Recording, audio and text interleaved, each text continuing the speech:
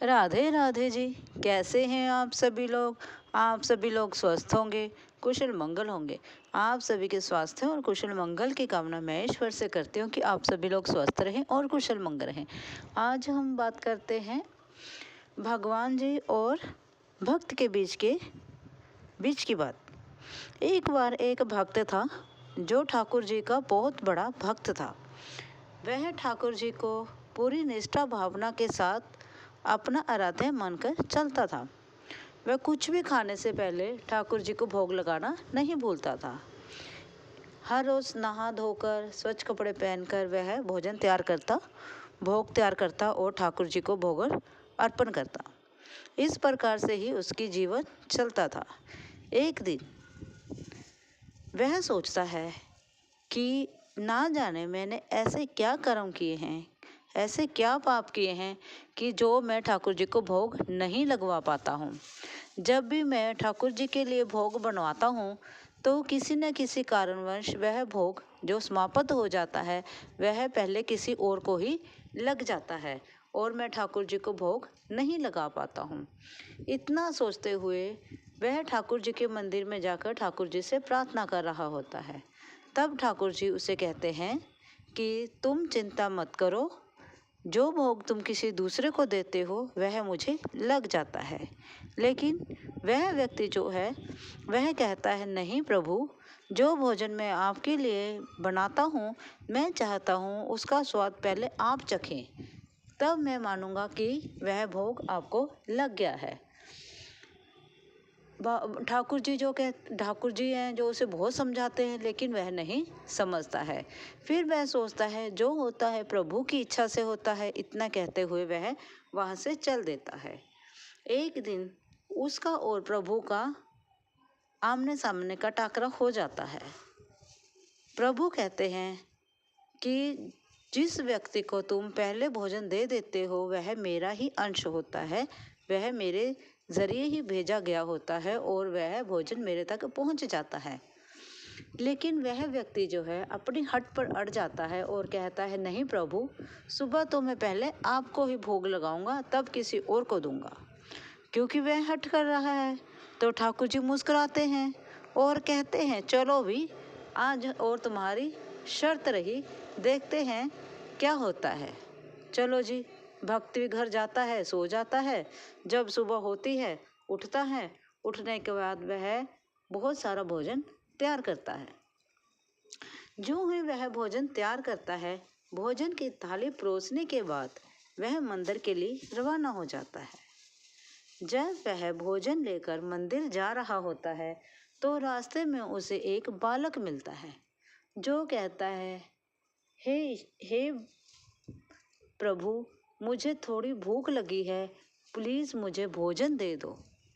वह व्यक्ति उस बच्चे की तरफ देख रहा होता है और सोच रहा होता है कि यह भोजन तो मैंने अपने ठाकुर जी के लिए बनाया है, तो मैं इस बालक को क्यों दूं। लेकिन बालक की करुणामयी शब्द सुनकर, उसकी आंखों से बहते हुए अश्रु देखकर वह जो व्यक्ति है वह पिघल भी जाता है और वह सोचता है कि क्या मैं इसे भोजन खिला दूं। लेकिन यह भोजन तो मेरे प्रभु के लिए है। वह सोच ही रहा होता है, इतने में वह बच्चा जो होता है वह उस व्यक्ति के पाँव पकड़ के छोड़ता नहीं है और कहता है कि मुझे भोजन की बहुत ज़रूरत है, मुझे थोड़ा कुछ खाने के लिए दे दो, भगवान तुम्हारा भला करेगा, मैं कितने ही दिनों से भूखा हूँ। फिर उस व्यक्ति को उस बच्चे पर दया आ जाती है और वह क्या करता है, भगवान जी द्वारा ठाकुर जी के लिए जो बनाया गया भोजन है उसमें से उस बालक को भोजन खिला देता है। देखते ही देखते वहाँ पर भीड़ लग जाती है, बहुत सारे लोग जो हैं वहाँ पर भोजन के लिए आ जाते हैं। तो वह व्यक्ति जो है भोजन उन सभी को बांट देता है। बांट देने के बाद जब उसे यह याद आता है कि यह भोजन तो मैंने अपने ठाकुर जी के लिए बनाया था, लेकिन अब यह भोजन खत्म हो गया है, अब मैं अपने ठाकुर जी को क्या दूं। इतना सोचता हुआ वह व्यक्ति जो है मंदिर की तरफ चला जाता है। मंदिर में जाकर वह प्रभु के चरण पकड़ता है और कहता है, हे प्रभु, जो भोजन मैंने बनाया था वह तो रास्ते में ही खत्म हो गया। अब मैं बहुत ही शर्मिंदा हूँ। आपके लिए मैं कुछ भी बचा नहीं पाया। अब बताओ मैं क्या करूँ। तब वहाँ पर भगवान ठाकुर जो हैं, ईश्वर हमारे प्रभु ठाकुर जी बांसुरी वाले गोविंद वहाँ पर प्रकट होते हैं और कहते हैं, हे वत्स, तुम चिंता मत करो। जिस बालक को तुमने पेट भर भोजन खिलाया था वह बालक मैं ही था। मैं तुम्हारी परीक्षा लेने के लिए आया था और तुम अपनी परीक्षा में खरे उतरे हो। तुमने उस बालक को भोजन खिला दिया, वह भोजन मेरे तक पहुंच गया। इतना कहते हुए भगवान ने जो प्रभु श्री राम जो श्री कृष्ण जी हमारे गोविंद जो हैं वह मुस्कुरा रहे होते हैं और व्यक्ति की तरफ देख रहे होते हैं, लेकिन वह व्यक्ति फिर अपने हट पे होता है, नहीं प्रभु, वह भोजन तो मैंने आपके लिए बनाया था। तब भगवान उसे साफ साफ शब्दों में यही समझाते हैं, हे मानव, जो भोजन तुमने ईश्वर के लिए बनाया है और तुम ईश्वर द्वारा बनाए हुए किसी व्यक्ति की अगर भूख प्यास मिटा देते हो उस भोजन से, उस प्रसाद से, तो उससे अच्छा कुछ भी नहीं हो सकता है। क्योंकि यह माया जो है ईश्वर द्वारा बनाई गई है। यह नगरी, यह व्यक्ति, ये जन जो है भगवान द्वारा बनाया गया है और इन सभी का पालन पोषण करना हम सभी का फर्ज बनता है, हम सभी का कर्तव्य बनता है। इसलिए हम सभी को चाहिए कि जो भोजन, जो भोग हम प्रभु को अर्पण करते हैं, प्रभु को समर्पण करते हैं, अगर उसमें से कुछ भोजन, कुछ हिस्सा हम उस व्यक्ति को दें जो बहुत समय से भूखा हो, जिसकी इसकी ज़रूरत हो, तो भगवान जी कहते हैं वह भोजन तो वह भोग मुझे खुद पे खुद ही लग जाता है। और इतना कोई चिंता करने की कोई ज़रूरत नहीं होती कि तुमने ईश्वर को भोग नहीं लगाया है। किसी भूखे को भोजन खिलाना ही ईश्वर को भोग लगाने के बराबर होता है।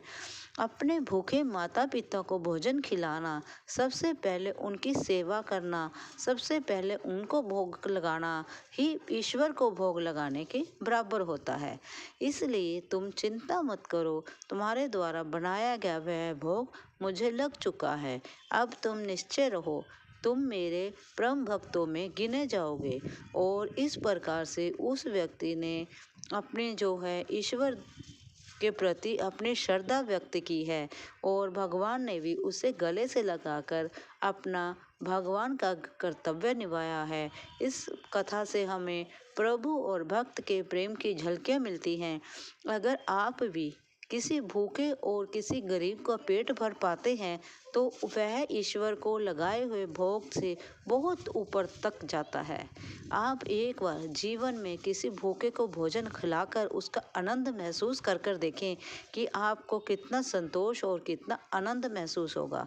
अगर आपको मेरी इस कथा से कुछ